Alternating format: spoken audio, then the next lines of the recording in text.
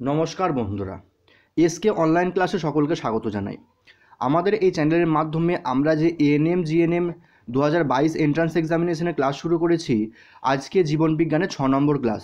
আজকে আমরা জীবনবিজ্ঞানের 6 নম্বর ক্লাস নিয়ে আলোচনা করব এবং আজকে আমাদের আলোচনার বিষয় হবে কোষ বিভাজন। কোষ বিভাজন সম্বন্ধে আমরা ডিটেলসে আজকে এখানে আলোচনা করব। এর আগে যারা 6টা ক্লাস করোনি তারা ডিসক্রিপশান বক্সে তার লিঙ্ক দেওয়া আছে, সেখান থেকে তোমরা আগের ক্লাসগুলো দেখে নিতে পারো। এছাড়া আমাদের যখন এই ক্লাসগুলো করানো হয় তখন তোমাদের জীবনবিজ্ঞান ভৌত বিজ্ঞানে যে ক্যাটাগরি 1 এবং ক্যাটাগরি 2 টাইপের প্রশ্ন আছে সেগুলো মাথায় রেখে তোমাদের এখানে কোশ্চেনগুলো সেট আপ করা হয়। এছাড়া যদি তোমরা ফ্রি মক টেস্ট দিতে যাও তাহলে আমাদের টেলিগ্রাম গ্রুপে জয়েন হয়ে নাও। টেলিগ্রাম গ্রুপের লিঙ্ক ডিসক্রিপশান বক্সে দেওয়া আছে, সেখান থেকে ডাইরেক্ট তোমরা টেলিগ্রাম গ্রুপে জয়েন হয়ে যাবে এবং সেই টেলিগ্রাম গ্রুপে তোমাদের নিয়মিত ফ্রি মক টেস্ট নেওয়া হয়। চলো শুরু করা যাক আজকের ক্লাস। আজকে আমরা সেল ডিভিশন সম্পর্কে আলোচনা করব। সেল ডিভিশন জিনিসটা কি? দেখো, এই সেল ডিভিশন হচ্ছে মাতৃকোষ থেকে অপত্যকোষ উৎপন্ন হওয়ার পদ্ধতিকে সেল ডিভিশন বলে। তাহলে মাতৃকোষ থেকে অপত্যকোষ এই যে তৈরি হচ্ছে সেটাকে সেল ডিভিশন বলে। তাহলে মাতৃকোষ আর অপত্যকোষ জিনিসটা কি সেটা আমাদের জানতে হবে। দেখো, সাপোজ এখানে একটা কোষ ধরো, এই কোষের মধ্যে কোষীয় অঙ্গাণুগুলো আছে। কোষীয় অঙ্গাণুগুলো যখন এই কোষ থেকে যখন দুটো কোষ তৈরি হবে, দুটো কোষ কখন তৈরি হবে? দেখো, এই দুটো কোষ যখন তৈরি হবে এর যে জিনগত গুণ এবং এর যে টোটাল গুণাগুণটা এই দুটো কোষ কিন্তু পাবে, এদের থেকে কিন্তু আলাদা হবে না। তাহলে আমার ছিল একটা কোষ, যে কোষটা থেকে বিভাজিত হয় সেটাকে বলা হয় মাতৃকোষ, এটাকে বলা হয় মাতৃকোষ, ঠিক আছে। আর যে দুটো কোষ উৎপন্ন হয় এই দুটো কোষকে বলা হবে অপত্যকোষ। বোঝা গেল? দেখো, এখানে অপত্যকোষ 1, অপত্যকোষ 2। তাহলে মাতৃকোষ কোনটা? যে কোষ থেকে কোষটা বিভাজিত হচ্ছে সেটা হচ্ছে মাতৃকোষ, আর বিভাজনের ফলে যে দুটো কোষ উৎপন্ন হচ্ছে সেটা হয়ে যাবে আমাদের অপত্যকোষ। বোঝা গেল? এবার দেখো, এই যে কোষ বিভাজন সম্পর্কে আমাদের কিছু জিনিস জানতে হবে। প্রথম কথা হচ্ছে এর স্থান কোথায় সম্পন্ন হয়।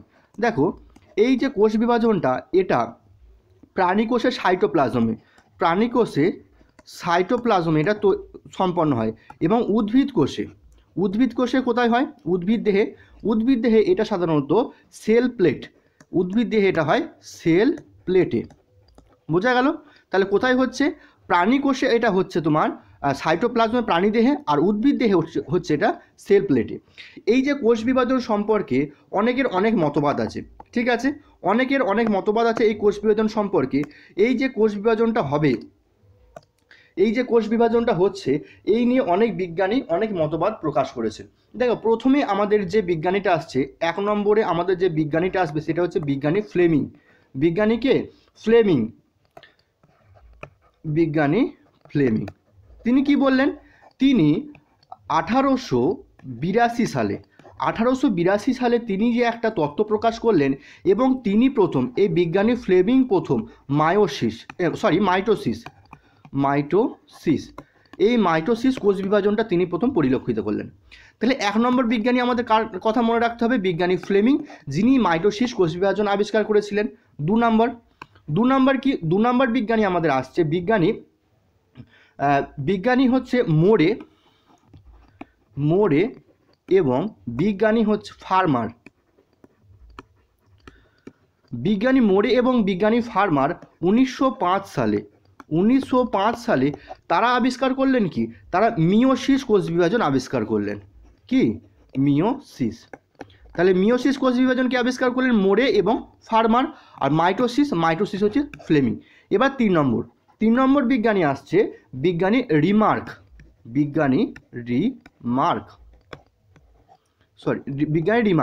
তিনি 1841 সাল থেকে 1855 সালের ভেতরে তিনি অ্যামাইটোসিস কোষ বিভাজন সম্পর্কে মতবাদ দিলেন। তাহলে এখানে 4টে বিজ্ঞানীর কথা টোটাল আমাদের জানতে হবে। কি কি? বিজ্ঞানী ফার্মার, বিজ্ঞানী মোরে, বিজ্ঞানী রিমার্ক এবং বিজ্ঞানী ফ্লেমিং। এই 4টে বিজ্ঞানীর কথা তোমাদের জানতে হবে। পরবর্তীকালে এই বিজ্ঞানীগুলোর ডিটেলস আমি আলোচনা করেছি, সেগুলোর থেকে তোমরা ডিটেলসে জানতে পারবে। দেখো, এবার আমরা আসছি সেল ডিভিশনে কয় ভাগে ভাগ করা যায়। সেল ডিভিশনকে প্রধানত আমরা 3 ভাগে ভাগ করতে পারি, ঠিক আছে। সেল ডিভিশনকে 3 ভাগে ভাগ করা যায়। 1 নম্বর ভাগটা কি? 1 নম্বর হচ্ছে আমাদের অ্যামাইটোসিস। 2 নম্বর কি? 2 নম্বর হচ্ছে আমাদের মাইটোসিস, আর 3 নম্বর হচ্ছে মিওসিস।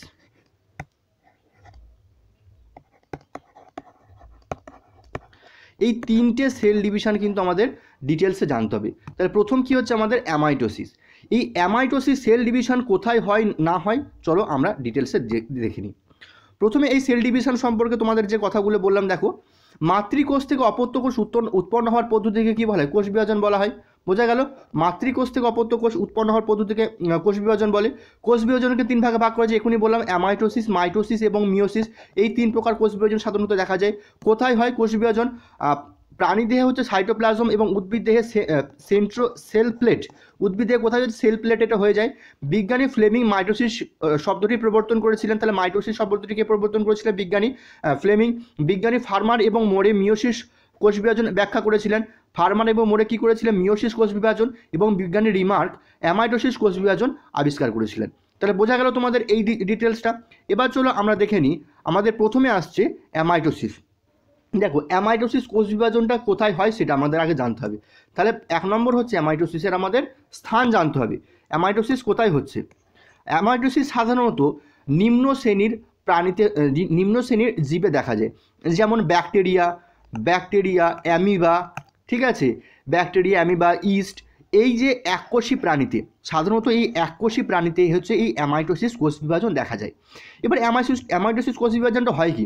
দেখো একটা কোষ আঁকি আমরা, এই কোষের ভেতরে নিউক্লিয়াস আছে। কি হয়? এটা হচ্ছে নর্মাল একটা কোষ। এই কোষ থেকে যখন অ্যামাইটোসিস পদ্ধতিতে কোষ বিভাজন হবে তখন কিরাম হবে? এই যে নিউক্লিয়াসটা প্রথমে একটু লম্বা হয়ে যাবে এরকম, দিয়ে একটা খাঁজের মতো তৈরি করবে, ঠিক আছে? এই দুদিক থেকে একটু খাঁজের মতো তৈরি হবে। 3 নম্বর পজিশনে দেখো আমাদের ছবিটা দেখো ভালো করে।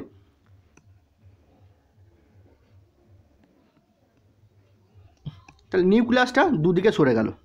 3 নম্বর চিত্রটা আমাদের কি? নিউক্লিয়াসের দুদিকে সরে গেল। 4 নম্বর হচ্ছে এই যে একটা কোষ ছিল, এই একটা কোষ থেকে দুটো সমগুণসম্পন্ন নিউক্লিয়াসে পরিণত হবে। তাহলে কি হচ্ছে দেখো, প্রথমে আমাদের খাঁজ সৃষ্টি হচ্ছে, একটা নর্মাল যে কোষ থেকে সেখান থেকে আমাদের খাঁজ সৃষ্টি হচ্ছে। খাঁজ সৃষ্টি হওয়ার পর এটাকে একদম সরু হয়ে গেল খাঁজটা, নিউক্লিয়াস দুটো দুদিকে চলে গেল এবং 4 নম্বর স্টেপে হচ্ছে দুটো অপত্য কোষ সৃষ্টি হলো। তাহলে এই যে কোষ, এটাকে কি বলবো? এটাকে বলবো কি? মাতৃকোষ। আর এই দুটো কোষকে কি বলবো আমরা? অপত্য কোষ। বোঝা গেল? দেখো এই যে টোটাল প্রসেসটা হলো, এটা কি খুব কঠিন প্রসেস না? তাহলে আমাদের এই মাইটোসিস কোষ বিভাজন সাধারণত নিম্ন শ্রেণীর প্রাণীতে দেখা যায় এবং এটি খুব সহজ পদ্ধতিতে হয়। এই কোষ বিভাজনের জন্য খুব বেশি সময় প্রয়োজন হয় না এবং এই যে স্টেপগুলো, স্টেপ 1, স্টেপ 2 এবং স্টেপ 3, এই স্টেপগুলোর জন্য কোনো আগে প্রিপারেশন নেওয়া হয় না এবং নিউক্লিয়াস বিভাজনের জন্য বিশেষ দশা অতিক্রমণ করতে হয় না। দেখো সিম্পল দশার মাধ্যমে কিন্তু আমাদের এটা হয়ে গেল। এবার আমাদের চলো এই যে অ্যামাইটোসিস কোষ বিভাজন থেকে তোমাদের যে প্রশ্নগুলো তোমাদের আসতে পারে সেগুলো একটি দেখে নিই। দেখো অ্যামাইটোসিস কোষ বিভাজন থেকে তোমাদের কী ধরনের প্রশ্ন আসতে পারে? দেখো এটা আবিষ্কার করেছিলেন কি? আমি প্রথমেই তোমাদের ক্লাসের শুরুতেই বলেছিলাম, রিমার্ক এটা আবিষ্কার করেছিলেন। কত সালে আবিষ্কার করেছিলেন? তিনি আবিষ্কার করেছিলেন এটা 1845 থেকে 1855 ভেতরে তিনি আবিষ্কার করেছিলেন। এই যে অ্যামাইটোসিস কোষ বিভাজনটা কোথায় দেখা যায়? অ্যামাইটোসিস কোষ বিভাজন ইস্ট, অ্যামিবা, এককোষী প্রাণীর দেহে দেখা যায়। এই মাধ্যমে নিম্ন শ্রেণীর জীবের বংশবিস্তার ঘটে। তোমরা সকলেই জানো এই ইস্ট, অ্যামিবা, ব্যাকটেরিয়া এগুলো সব হচ্ছে নিম্ন শ্রেণীর প্রাণী। এই কোষ বিভাজনের জন্য বিশেষ কোনো প্রস্তুতির প্রয়োজন হয় না। অ্যামাইটোসিস কোষ বিভাজনের জন্য বিশেষ কোনো প্রস্তুতির প্রয়োজন হয় না, খুব অল্প সময় লাগে এবং নিউক্লিয়াস বিভাজনের জন্য বিশেষ কোনো পন্থা এখানে অবলম্বন করা হয় না।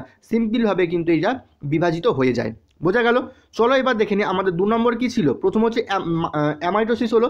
এবার আমরা মাইটোসিস সম্পর্কে জানবো। এই কোষ বিভাজনটাই হচ্ছে আমাদের, এইখান থেকে তোমাদের বেশি প্রশ্ন আসবে। এই অ্যামাইটোসিস কোষ বিভাজন থেকে তোমাদের যাবতীয় কোশ্চেনগুলো বেশিরভাগ আসে। প্রথম কথা জানতে হবে এই মাইটোসিস কোষ বিভাজন।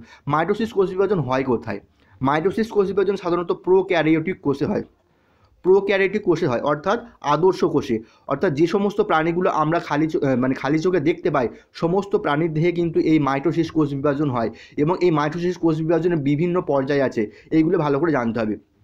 প্রথম হচ্ছে মাইটোসিস কোষ বিভাজনকে আবিষ্কার করেছিলেন, তোমাদের বলেছিলাম বিজ্ঞানী ফ্লেমিং এই মাইটোসিস কোষ বিভাজন আবিষ্কার করেছিলেন, ঠিক আছে, বিজ্ঞানী ফ্লেমিং আবিষ্কার করলেন। এটা কোথায় হয় দেখো ভালো করে দেখে নেবে, উদ্ভিদ দেহে। উদ্ভিদ দেহে এটা হয় তোমার বিভিন্ন প্রকার ভাজক কলা, মূল ও কাণ্ড, শীর্ষ ও নিবেশিত ভাজক কলায়, পাতা, ফল, ভ্রূণ এবং বীজে এই ধরনের মাইটোসিস কোষ বিভাজন হয়। প্রাণীদেহে কোথায় হয়? প্রাণীদেহে সব জায়গায় হয় এক্সেপ্ট হচ্ছে জনন কোষে। জনন কোষ ছাড়া সমস্ত জায়গায় প্রাণী কোষে কিন্তু এই মাইটোসিস কোষ বিভাজন পরিলক্ষিত করা যায়। তাহলে প্রাণী কোষের কোথায় হচ্ছে? প্রাণী কোষে জনন কোষ ছাড়া সমস্ত কোষে কিন্তু এই কোষ বিভাজন হয়। আমাদের ত্বকে হয়, লিভারে হয়, যকৃতে হয়, কিংবা আমাদের চামড়ায় হয়, সমস্ত জায়গায় কিন্তু আমাদের এই মাইটোসিস কোষ বিভাজন হয়। এবং এই মাইটোসিস কোষ বিভাজনের ফলে দেখো একে কি বলা হয়? সাদৃশ্য বিভাজন বলা হয়। মাইটোসিস কোষ বিভাজনকে সাদৃশ্য কোষ বিভাজন বলা হয়। কেন তোমাকে ধরে একটু ডিটেলসে দেখো বলে দিচ্ছি। দেখো আমাদের প্রথমে একটা কোষ নিলাম, কোষটা কি? এটাকে কি বলা হয়? মাতৃকোষ। তোমরা সকলেই জানো। এই মাতৃকোষ থেকে মাইটোসিস কোষ বিভাজনে কি হয়? মাইটোসিস কোষ বিভাজনে দুটো সমগুণ সম্পন্ন কোষ উৎপন্ন হয়। ঠিক আছে, দেখো এর যা দোষ গুণ অবস্থা যা হবে, এই যে দুটো কোষ উৎপন্ন হলো এরও কিন্তু গুণগুলো একই হবে। অর্থাৎ এদের জেনেটিক যে গুণগুলো থাকবে মাতৃকোষে, অপত্য কোষের কিন্তু জেনেটিক গুণ তাই হবে। বোঝা গেল? তাহলে এই জন্য যে মাতৃকোষের সাদৃশ্য যদি অপত্য কোষ তৈরি হচ্ছে, এই জন্য এই মাইটোসিস কোষ বিভাজনকে সাদৃশ্য কোষ বিভাজন বলা হয়ে থাকে। এবং আর একটা কথা তোমাদের যেটা মনে রাখতে হবে, এই মাইটোসিস কোষ বিভাজনের ফলে আমাদের দেহের ক্ষয়পূরণ হয়, বৃদ্ধি হয়, এই সমস্ত কাজগুলো কিন্তু আমাদের এই মাইটোসিস কোষ বিভাজনের মাধ্যমে হয়ে থাকে। এবং মাইটোসিস কোষ বিভাজনের বিভিন্ন পর্যায়গুলো তোমাদের আমি দেখিয়ে দেবো। চলো, মাইটোসিস কোষ বিভাজনে কী পর্যায়গুলো আছে সব আমরা ডিটেলসে আলোচনা করব একের পর এক। তার আগে আমরা এই মাইটোসিস সম্পর্কে যে সমস্ত তথ্যগুলো তোমাদের পরীক্ষায় জানতে চাইতে পারে সেগুলো আগে দেখে নাও। দেখো মাইটোসিস কোষ বিভাজন কে আবিষ্কার করেছিলেন? বিজ্ঞানী ফ্লেমিং মাইটোসিস কোষ বিভাজন আবিষ্কার করেছিলেন। স্থান কোথায় হয়? বিভিন্ন প্রকার ভাজক কলায়, যেমন মূল ও কাণ্ড, শীর্ষ নিবেশিত ভাজক কলায়, পাতা, ফল, ভ্রূণ এবং বীজে। উদ্ভিদ দেহে কোথায় হচ্ছে? এই জায়গাগুলোতে উদ্ভিদ দেহে মাইটোসিস কোষ বিভাজন হচ্ছে। এছাড়া প্রাণী দেহে কোথায়? চামড়ায় হয়, ভ্রূণে হয় এবং অস্থি মজ্জায় হয়। চামড়া, ভ্রূণ এবং অস্থি মজ্জায় আমাদের এই মাইটোসিস কোষ বিভাজন হয়। সাদৃশ্য বিভাজন বলা হয়। কেন সাদৃশ্য বিভাজন বলা হয় তোমাদের ঘরে বললাম, দেহের ক্ষয়পূরণ বৃদ্ধিতে মাইটোসিস বিভাজন সাহায্য করে। বোঝা গেল? মাইটোসিস বিভাজনের বেসিক জিনিসটা তোমাদের বোঝা গেল। এবার চলো দেখে নিই এই মাইটোসিস কোষ বিভাজনের কতগুলি ধাপ আছে। দেখো এই ছকটা কিন্তু তোমরা ভালো করে দেখবে। দেখো যদি ধাপ ধরা হয়, মাইটোসিস কোষ বিভাজন মূলত দুটো ধাপ। মাইটোসিস কোষ বিভাজন মূলত দুটো ধাপ। একটা হচ্ছে নিউক্লিয় বিভাজন, আর একটা হচ্ছে সাইটোপ্লাজম বিভাজন। তাহলে একটা হচ্ছে নিউক্লিয় বিভাজন, একটা হচ্ছে সাইটোপ্লাজম বিভাজন। এই নিউক্লিয় বিভাজনকে কি বলা হয়? নিউক্লিয় বিভাজনকে বলা হয় ক্যারিওকাইনেসিস। তাহলে নিউক্লিয় বিভাজনকে কি বলা হয়? ক্যারিওকাইনেসিস। আর সাইটোপ্লাজম বিভাজনকে বলা হয় সাইটোকাইনেসিস। কি বলা হয়?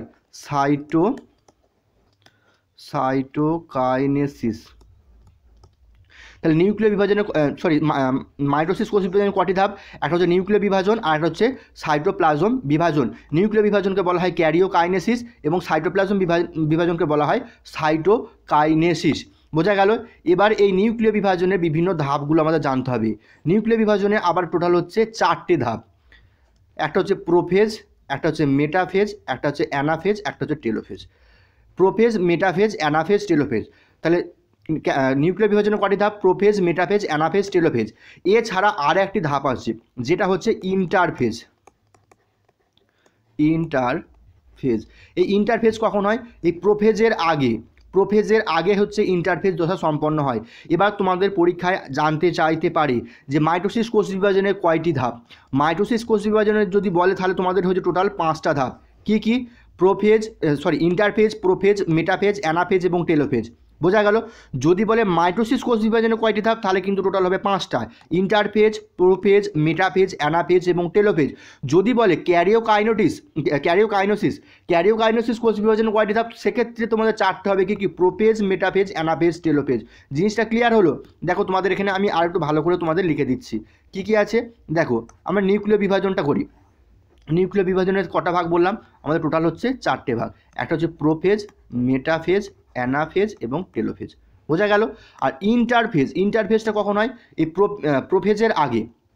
যদি বলে মাইটোসিস কোষ বিভাজনের প্রথম দশা কোনটা, তখন হয়ে যাবে ইন্টারফেজ। যদি বলে ক্যারিওকাইনেটিস কোষ বিভাজনের প্রথম দশা কি, তখন হয়ে যাবে প্রোফেজ। জিনিসটা ক্লিয়ার করতে পারলাম?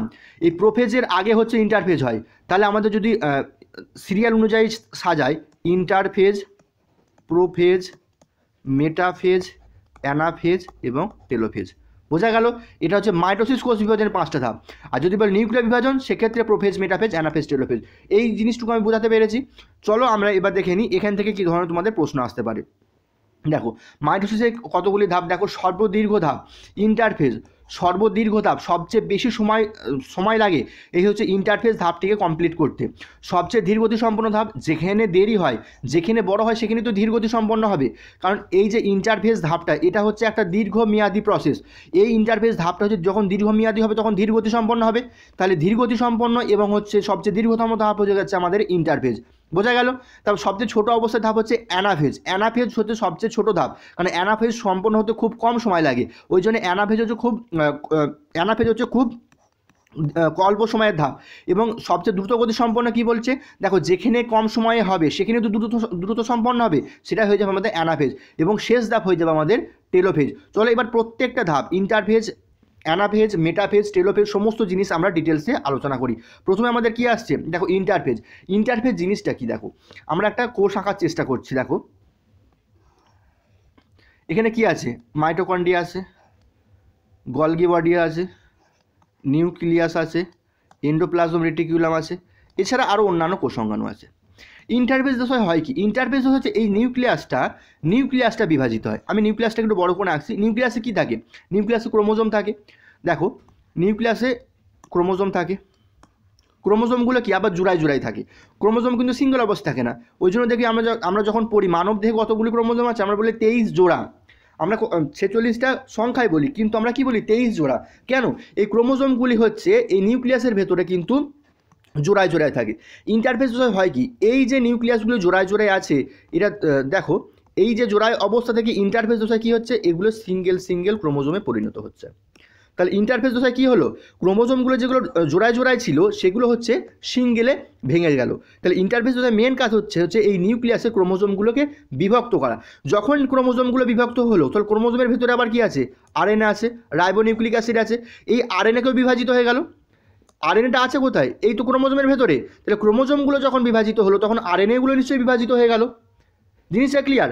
তাহলে এই ইন্টারফেজ দশায় প্রথম কি হচ্ছে, ইন্টারফেজ দশায় প্রথম হচ্ছে এই ক্রোমোজোমগুলো বিভাজিত হচ্ছে। ক্রোমোজোমগুলো বিভাজিত হওয়ার সঙ্গে সঙ্গে কি আরএনএটা বিভাজিত হচ্ছে, ঠিক আছে। আর ইন্টারফেজ দশা কি আমাদের প্রথম দশা, আমি আগেই বললাম ইন্টারফেজ দশা হচ্ছে এই মাইটোসিস কোষ বিভাজনের প্রথম ধাপ হচ্ছে এই ইন্টারফেজ দশা। বোঝা গেল? চলো এবার এই ইন্টারফেস দশা থেকে কী ধরনের প্রশ্ন তোমাদের আসে একটু দেখে নিই। দেখো ইন্টারফেস দশা থেকে তোমাদের প্রথম প্রশ্ন আসে, মাইটোসিস কোষ বিভাজনের প্রথম ধাপ কি? উত্তর হয়ে যাবে আমাদের ইন্টারফেজ। ইন্টারফেজ হয়ে যাবে মাইটোসিস কোষ বিভাজনের আমাদের প্রথম ধাপ। ক্রোমোজোম পৃথকীকরণ কোন বিভাজনে হয়? ইন্টারফেজ দশায়। ডিএনএ আলাদা কোন বিভাজনে হয়? ইন্টারফেজ দশায়। ইন্টারফেজ দশায় ক্রোমোজোমগুলি আলাদা হয়ে যায়। এই একটা মাত্র দশা, এই মাইটোসিস কোষ বিভাজনে এই ইন্টারফেজ হচ্ছে এমন একটি দশা যেখানে হচ্ছে ক্রোমোজোমগুলো সবসময় আলাদা থাকে, কোনো সময় কিন্তু এরা এক অবস্থায় থাকে না। বোঝা গেল? এর পরের দশা কি, ইন্টারফেজের পরে আমাদের কি ছিল, প্রোফেজ। প্রোফেজ জিনিসটা কি চলো একটু দেখে নেওয়া যাক। দেখো প্রোফেজ জিনিসটা কি,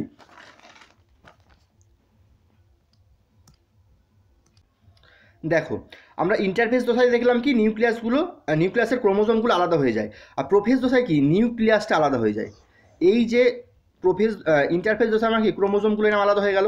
এবার দেখো এখান থেকে প্রোফেজ দশায় কি হচ্ছে, প্রোফেজ দশায় হচ্ছে এই যে ক্রোমোজোমগুলো দুই প্রান্তর দিকে সরে যায়। ঠিক আছে, দুই প্রান্তর দিকে সরে গিয়ে এই নিউক্লিয়াসটাকে বিভাজনের উপযুক্ত করে তোলে। তাহলে প্রোফেজ দশায় কি হচ্ছে, নিউক্লিয়াসের বিভাজন হয়। আর ইন্টারফেজ দশায় কি হচ্ছে, ক্রোমোজোম বিভাজন হয়। দুটো ক্লিয়ার করবে, ইন্টারফেজ দশায় হচ্ছে ক্রোমোজোম বিভাজিত হচ্ছে, আর প্রোফেজ দশায় হচ্ছে নিউক্লিয়াস বিভাজিত হচ্ছে। বোঝা গেল? এবার এই প্রোফেজ দশা থেকে তোমাদের কি প্রশ্নগুলো আসে দেখো। নিউক্লিয়াস বিভাজিত হচ্ছে প্রোফেজ দশায়, বেমতন্তু গঠিত হচ্ছে এই প্রোফেজ দশায়, ক্যারিওকাইনেসিসের প্রথম ধাপ। কি বললাম, ক্যারিওকাইনেসিসের প্রথম ধাপ হচ্ছে আমাদের এই প্রোফেজ। বোঝা গেল? এবার আমরা কি করব, প্রোফেজ হয়ে গেল, এবার আমাদের কি মেটাফেজ। মেটাফেজে কি হয় চলো দেখে নিই। মেটাফেজে সবচেয়ে গুরুত্বপূর্ণ প্রথম যে কাজটা সম্পন্ন হয় সেটা হচ্ছে স্প্লিন্ডার ফাইবার। এই স্প্লিন্ডার ফাইবার জিনিসটা কি দেখো, তোমাকে একটু বলে দিই। কোষের ভেতরে কোষীয় অঙ্গাণুগুলি আছে, আমি যে কোনো একটা কোষীয় অঙ্গাণু নিলাম, আমি কি নিচ্ছি, আমি নিলাম তোমাদের এন্ডোপ্লাজম রেটিকিউলাম, আমি নিলাম ERটাকে নিলাম, এটা কোষীয় অঙ্গাণু।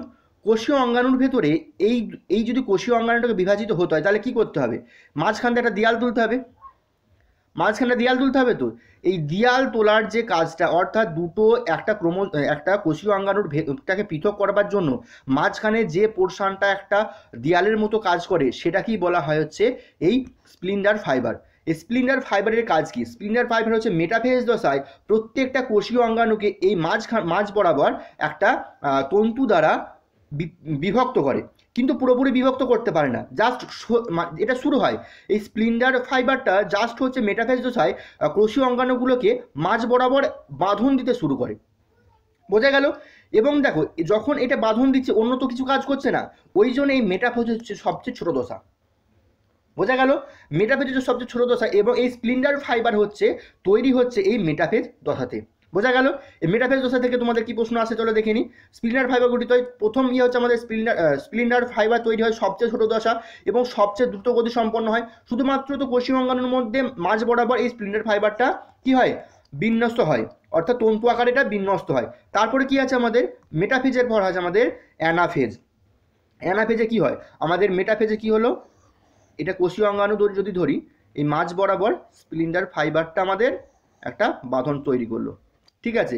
তার ফলে কি কোষের ভেতরে তো আবার বিভিন্ন অংশ আছে, এবার কোষের ভেতরে যে সমস্ত অঙ্গাণুগুলো আছে সেগুলো কি হয়, এই অ্যানাফেজ দশায় দুটো মেরুর দিকে অগ্রসর হয়, এদিকে চলে যায় কিছু, এদিকে কিছু চলে আসে, বোঝা গেল।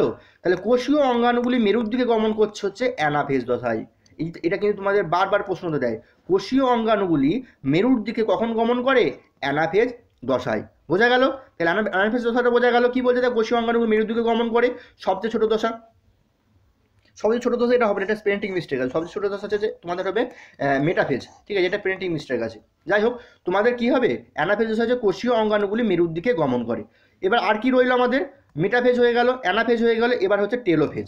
টেলোফেজে কি হয় দেখো, এর আগে আমাদের অ্যানাফেজে কি হলো, অ্যানাফেজে হচ্ছে এই যে বাঁধনটা দিয়েছে এটা কি বললাম, স্প্লিন্ডার ফাইবার চার, এবং অ্যানাফেজ দশায় হচ্ছে কোষীয় অঙ্গাণুর দুই মেরুর দিকে গমন করেছে। এবার যখন দুই মেরুর দিকে গমন করেছে তখন মাঝখান থেকে এই টেলোফেজ দশায় হচ্ছে এই দুটো অংশ পৃথক হয়ে যায়, এই একটা অংশ উৎপন্ন হয়, এই একটা অংশ উৎপন্ন হয়, এটা 1 নম্বর অংশ হয়ে গেল, এটা 2 নম্বর অংশ হয়ে গেল। তাহলে কি প্রত্যেকটা কোষীয় অঙ্গাণু দুটো ভাগে ভাগ হয়ে গেল, হলো তো, প্রত্যেকটা কোষীয় অঙ্গাণু দুটো ভাগে ভাগ হয়ে গেল। এখান থেকে কি হয়ে গেল, এরকম একটা কোষীয় অঙ্গাণু তৈরি হয়ে গেল, এরকম একটা কোষীয় অঙ্গাণু তৈরি হয়ে গেল। তাহলে কি টেলোফেজ দশা হচ্ছে কোষীয় অঙ্গাণুটি বিভক্ত হয়ে গেল। নিউক্লিয়াসের বিভক্ত কোথায় হলো, নিউক্লিয়াসের বিভক্ত তোমাদের হয়েছে কোন দশায়, নিউক্লিয়াসে বিভক্ত হয়েছে তোমাদের মেটাফেজ দশায়, প্রোফেজ দশায়। আর টেলোফেজ দশায় কি হলো, বাকি কোষীয় অঙ্গাণুগুলি বিভক্ত হয়ে গেল, বোঝা গেছে। দেখো এখান থেকে তোমাদের কি প্রশ্ন আছে, দেখো তোমাদের এই টেলোফেজ থেকে তোমাদের কিন্তু এখানে তোমাদের প্রশ্ন আসবে কোষীয় অঙ্গাণুগুলি বিভক্ত কোন দশায় হয়ে থাকে, সেটা হয়ে যাবে আমাদের টেলোফেজ। তাহলে নিউক্লিয় বিভাজনের 4টি দশা আমরা পড়লাম, এবার আমাদের কি পড়ে রইল, সাইটোকাইনোসিস, মানে সাইটোপ্লাজম বিভাজনের সাইটোকাইনোসিস। দেখো যখন নিউক্লিয় বিভাজন সম্পন্ন হলো, এরকম একটা পজিশন তৈরি করেছে, নিউক্লিয় বিভাজনে এরকম একটা পজিশন তৈরি করেছে, কীরকম, কোষীয় অঙ্গাণুগুলি দুদিকে চলে গেছে, কোষীয় অঙ্গাণুগুলি দুদিকে চলে গেছে। এবার কি হয়, সাইটোকাইনেসিস দশায় কি হয়, এই মাঝ বরাবর একটা তন্তু তৈরি হয় এবং এই তন্তুর ফলে এই একটা কোষ তৈরি হয়, এই একটা কোষ তৈরি হয়। তাহলে সাইটোকাইনেসিস দশায় কি হচ্ছে, দুটো অপত্য কোষ তৈরি হচ্ছে, বোঝা গেল। এই ছিল আজকের ক্লাস। এই ক্লাসটা যদি কোনো জায়গায় তোমাদের বুঝতে অসুবিধা হয় তাহলে কমেন্ট সেকশনে কমেন্ট করো, আমি কালকে যখন ক্লাস নেবো এর বাকি পার্টটা আমি কালকে শেষ করে দেবো, কালকে কোর্স বিভাজন তোমাদের সম্পন্ন হয়ে যাবে। যদি কোনো অসুবিধা হয় কমেন্ট সেকশনে কমেন্ট করে আমি তোমাদের সেই প্রবলেমগুলো আবার কালকের ক্লাসে বলে দেবো। ধন্যবাদ ভিডিওটি এতক্ষণ দেখবার জন্য।